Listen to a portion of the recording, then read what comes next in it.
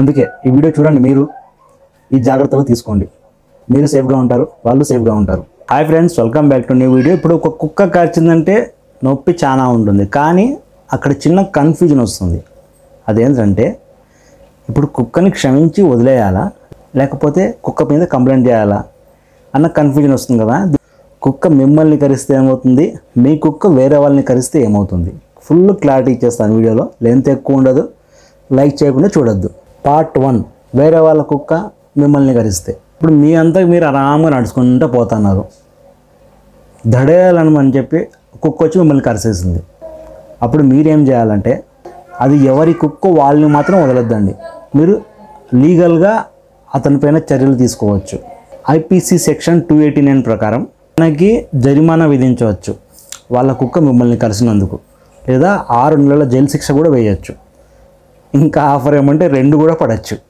ఇది ఎలాంటిదంటే, నీ కుక్కను నువ్వు కంట్రోల్ చేయకుండా నువ్వు కూడా జైలుకి వెళ్ళాలిరా బాబు. నీ కుక్కను తప్పించుకొని వచ్చేస్తున్నావు అక్కడి నుంచి, నువ్వు రాలేవు. ఇంకా ఫిర్వాజ్ ఎలా చేయాలంటే, ముందుగా హాస్పిటల్కి వెళ్ళి మెడికల్ రిపోర్ట్ తీసుకోండి. ఆ తర్వాత ఫొటోస్, ఎవిడెన్స్ ఏమైనా ఉంటే కుక్క మిమ్మల్ని కరిచినట్లు అవి కూడా జాగ్రత్తగా చేసుకోండి. ఆ తర్వాత పోలీస్ స్టేషన్కి వెళ్ళి ఎఫ్ఐఆర్ రాయించండి.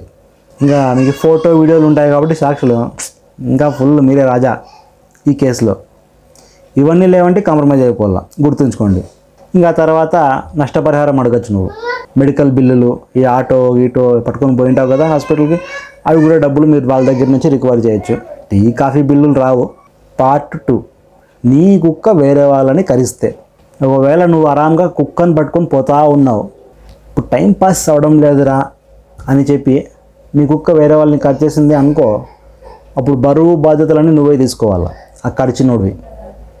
ఎందుకంటే చెప్పాను కదా, ఐపీసీ 289 ప్రకారం లీగల్గా నీ మీద కేసు పెట్టేయచ్చు. శిక్షణ తెలుసు కదా, 6 నెలల జైలు లేదా జరిమానా, లేకపోతే ఆఫర్లో 2. జైల్లో పడితే నీ కుక్కన్న బయటకు వచ్చేస్తుంది, నువ్వు రాలేవు. ఆల్రెడీ చెప్పాను కదా. ఇంకా వాళ్ళు కోర్టుకు వెళ్ళి నాకు కంపెన్సేషన్ కావాలి అని చెప్పారనుకో, ఎన్నైనా అమ్ముకోవాలి నువ్వు. కుక్కను అమ్మేసినప్పుడు ఆ డబ్బులు వస్తాయో తెలియదు మళ్ళీ. అందుకే కుక్కల్ని జాగ్రత్తగా పెంచుకోండి, కుక్కల దగ్గర జాగ్రత్తగా ఉండండి. ఇంకా మీ దగ్గర కుక్క ఉంటే దానికి చైన్, పగ్గాలు గిగ్గాలు వేసి అన్నీ బాగా గట్టిగా కట్టి పట్టుకొని పోండి బజార్లోకి పోయినప్పుడు. ఇంకోటి వచ్చి కుక్కకి రేబీస్ వ్యాక్సిన్లు అవన్నీ రెగ్యులర్గా వేపిస్తానండి. మళ్ళీ అవి వేపించకుండా ఎవరైనా కరిచింది అనుకో, దాన్ని బయట కూడా మళ్ళీ ఆ కేసు ఇంకా పెద్దగా కావచ్చు మళ్ళీ మీకు. ఒకవేళ మీరు గాయపడ్డారంటే ప్రూఫ్స్ అనేవి రెడీగా ఉంచుకోండి. డాక్టర్ దగ్గర మెడికల్ రిపోర్టు, ఫోటోలు, వీడియోలు ఏమన్నా ఉంటే, లేకపోతే ఎఫ్ఐఆర్, ఇవన్నీ రెడీగా పెట్టుకోండి. కోర్టులో మీకు అవన్నీ పనికి వస్తాయి. సో కుక్కలంటే అందరికీ ఇష్టమే. అవి మనల్ని కరిచినాయి అనుకో, లా కూడా మనల్ని బాగా కరుస్తుంది మళ్ళీ. సో జాగ్రత్తగా పెంచుకుందాం. ఈ వీడియో ఎందుకు చేశానంటే, నేను ఈ పొద్దు బయటికి వెళ్తుంటే నేను మా ఇంటి దగ్గర నుంచి, ఇంటి దగ్గరే ఒక జూల్ కుక్క ఉంది. దానికి ఆ రోజు కూడా ఒక తాడు కట్టింది లేదు వాళ్ళు.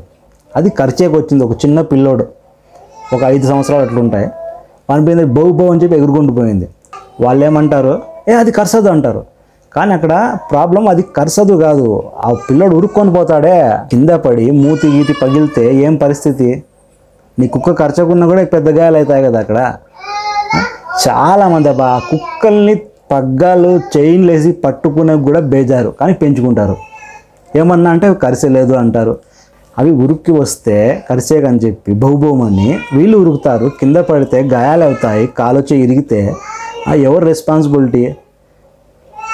కరచలేని నీ కుక్క రెస్పాన్సిబిలిటీ తీసుకుంటుందా, లేకపోతే నువ్వు తీసుకుంటావా చెప్పు? అందుకే ఈ వీడియో చేయాలనిపించింది నాకు. చాలా చోట్ల చూశాను, మా ఊర్లో కూడా చూసినాను. ఓకే ఫ్రెండ్స్, ఈ వీడియో కానీ మీకు నచ్చినట్టయితే వీడియోని లైక్ చేయండి. అవేర్నెస్ కింద వీడియో చేశాను. ఎవరి మనోభావాలను దెబ్బతింటే క్షమించండి. Thanks for watching. బాయ్.